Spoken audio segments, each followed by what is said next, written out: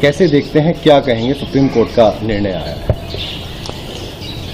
بہت اچھا فیصلہ ہے، غریبوں کے لیے بہت بڑا سہارا ہو گیا۔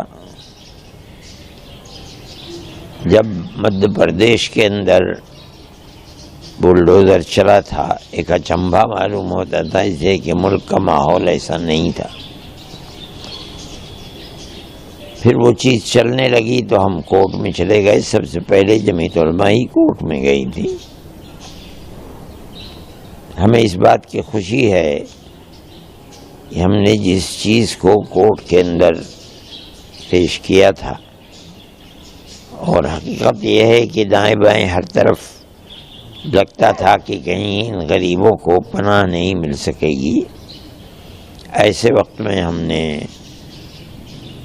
جمعیت علماء اپنی بساط کے مطابق جو کچھ کر سکتی تھی بہتر سے بہتر ہم نے وکیلوں کو پکڑا، انہوں نے ہماری مدد کی اور ہم نے کورٹ کے اندر اس کو داخل کر دیا۔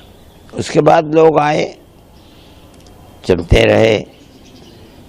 ہمیں اس بات کی بہت خوشی ہے کہ کورٹ نے اپنے جس نظریے کو پیش کیا تھا فیصلہ دینے سے پہلے، اس نے ہمیں یہ بتایا کہ فیصلہ بہتر ہوگا اور غریبوں کے حق میں ہوگا، لیکن ہم کچھ کہہ نہیں سکتے تھے جب تک فیصلہ نہ آ جائے۔ ہم کیا بتائیں؟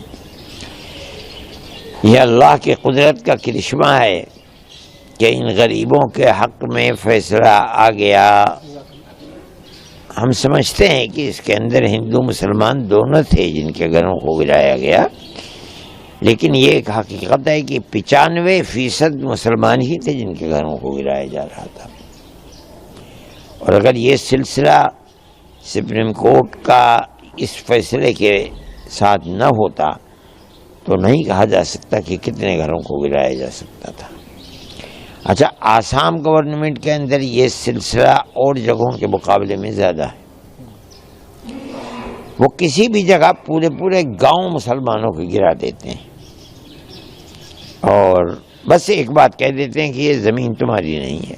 100 سال سے 90 سال سے وہاں لوگ رہ رہے ہیں، گورنمنٹ کو معلوم ہے، گورنمنٹ نے بجلی دے رکھی ہے ان لوگوں کو، ان لوگوں کے کیس ہیں ان کے سامنے، وہ دیتے ہیں، چلاتے۔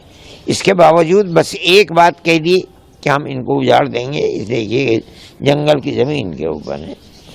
ان کو موقع ملنا چاہیے۔ یہ بات بہت مضبوط ہے کہ بھئی تم 15 دن کا موقع دو، اس کے اندر وہ کورٹ جائیں گے۔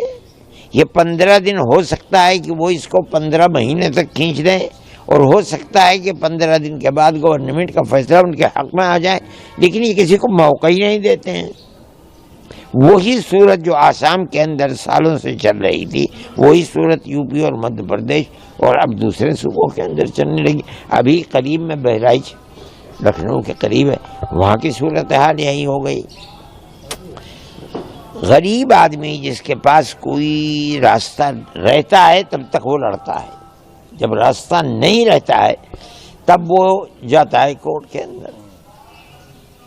ہم نے یہ دیکھا کہ ہائی کورٹ کے اندر موقع ملتا ہے ہمیں، لیکن چونکہ یہ پورے ملک کا مسئلہ تھا اس لیے ہم ہائی کورٹ کو چھوڑ کر کے سپریم کورٹ کے اندر چلے گئے۔